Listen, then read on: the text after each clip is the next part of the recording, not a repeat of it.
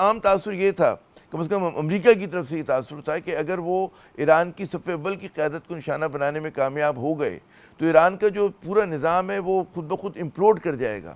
کہ ہم نے دیکھا کہ ایسا نہ ہو سکا، بلکہ ایک سکسیشن بھی جو ہے ڈیسائیڈ ہو گئی. تو کیا کہیں گے، یہ انہوں نے مس کیلکولیٹ کیا تھا؟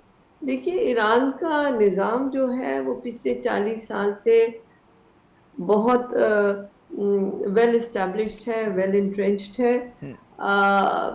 یہ مدورو ماڈل جو وینیزویلا میں انہوں نے کیا اس کو یہاں اپلائی کرنے کی کر رہے تھے، حالانکہ وہ بالکل اپلیکیبل نہیں ہے. اور اس کی وجہ یہ ہے کہ جب سے انقلاب آیا ہے انہوں نے بہت سی انسٹیٹیوشنز ایران میں اسٹیبلش کی ہیں.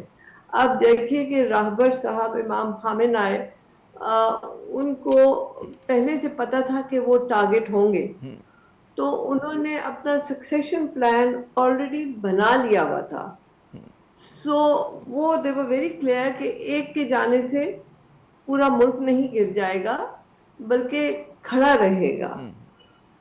سو اس لیے انہوں نے اپنا جو ہے جان نشین بھی مطلب انہوں نے ایک شخص کو نہیں کیا تھا، انہوں نے 4 کی نومینیشنز دی تھی جو پھر کاؤنسل آف ایکسپرٹس نے ان میں سے سلیکٹ کرنا تھا.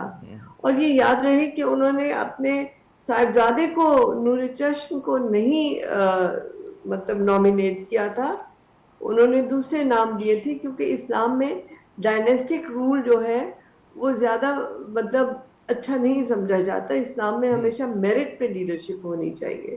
جناب تو یہ امام خامنہ کا بھی یہی ویو تھا کہ میرٹ پہ ہو. یہ نہیں کہ ان کے صاحبزادے میرٹ پہ نہیں تھے، لیکن وہ خود اس کو نامزد نہیں کرنا چاہتے تھے کہ نیپوٹزم نہ ہو.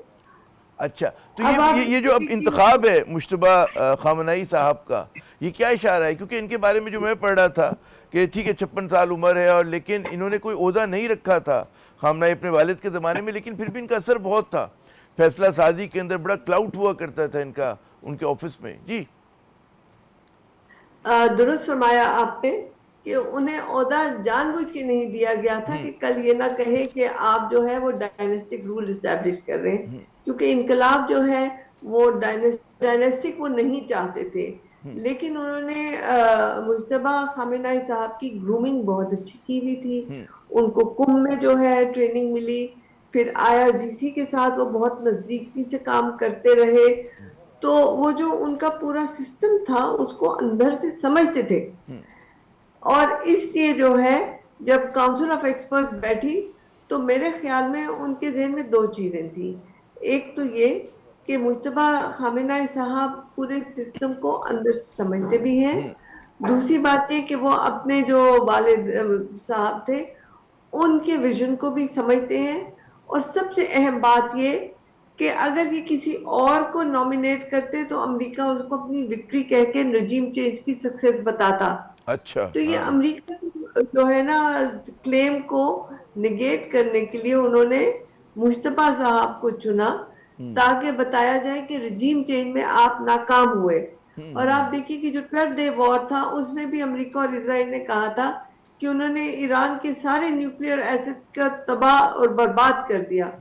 تو اگر تباہ برباد کر دیا تو پھر ابھی دوبارہ ان کو آنے کی کیا ضرورت تھی؟ تو ایک طرح کے یہ جو مجتبیٰ صاحب کا نومینیشن ہے بقول آپ کے مارک آف ڈیفائنس ہے یہ ایرانی قیادت کی طرف سے. جی بالکل، ایرانی قیادت کی طرف سے، ان کے والد کی طرف سے نہیں تھا. وہ نہیں چاہتے تھے کسی کو یہ گمان ہو کہ یہاں نیپوٹزم ہے یا ڈائنیسٹک رول ہے.